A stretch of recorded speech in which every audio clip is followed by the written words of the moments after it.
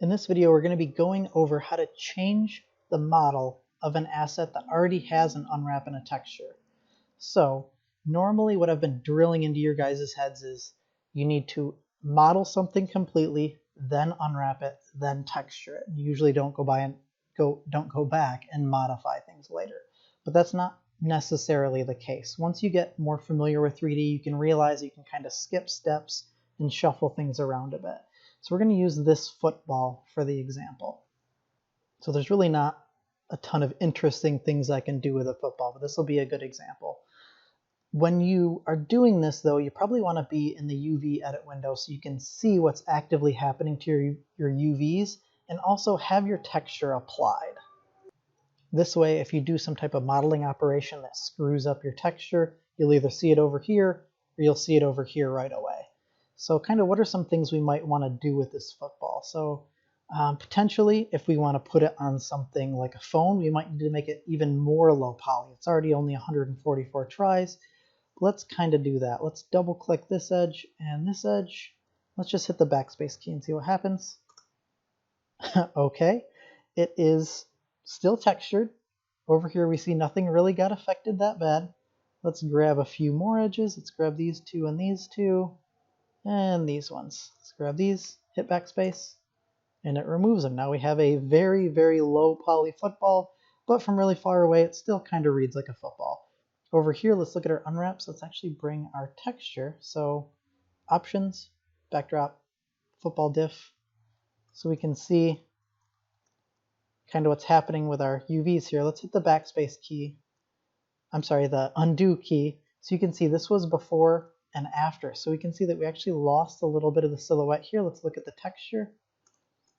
We can kind of see where that's denting in right there. So before and after, you can see it gets really narrow right here.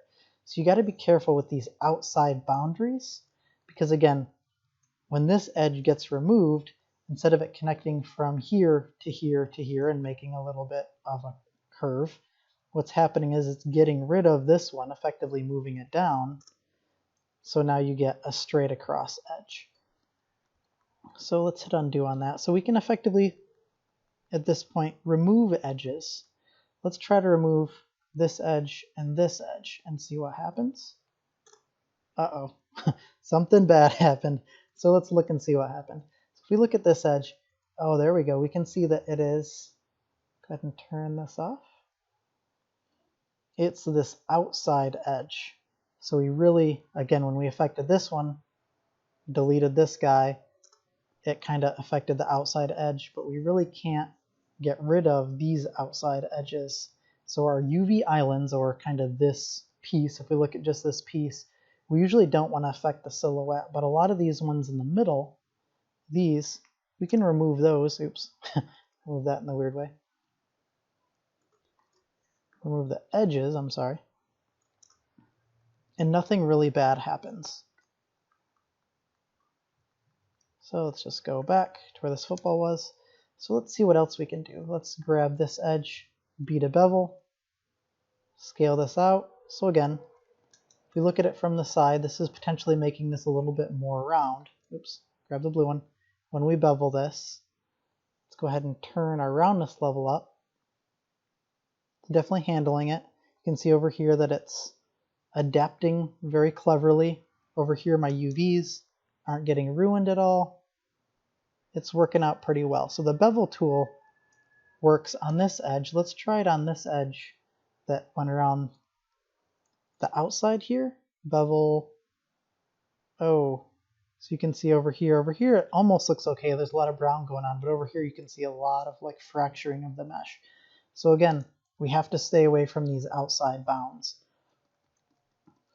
So if we wanted to kind of make this a higher poly football, we could potentially grab these edges,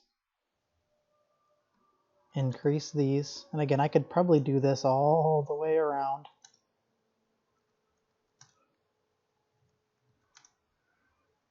Let's actually turn off our texture so we can see our model a little bit better. There we go.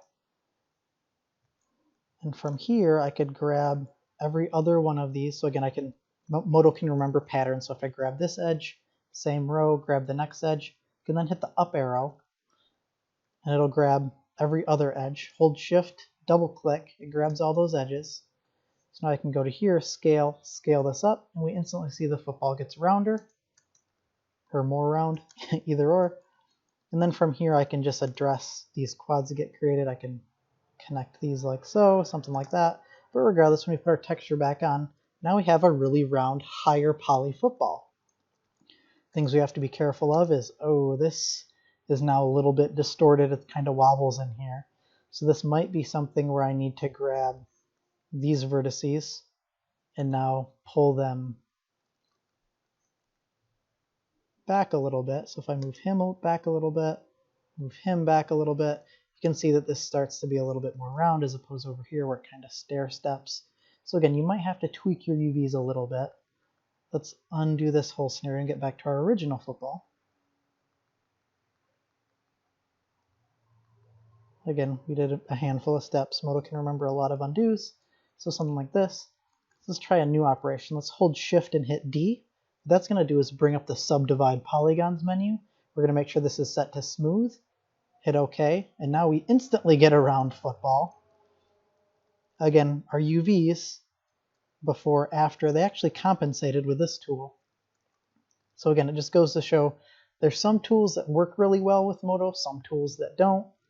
One other thing I want to kind of show you guys when you're kind of editing your mesh back and forth is, let's say if I just grab this loop right here and if I move it up and down, what it's going to do is it's not going to actually slide with the geometry.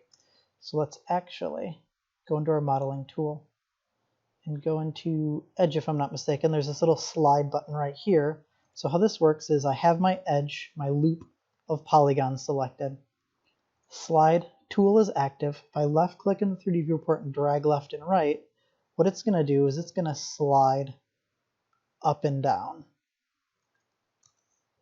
And you'll see that the contour of the football is still relatively the same. So I'm just going to step back a little bit to our lower poly football.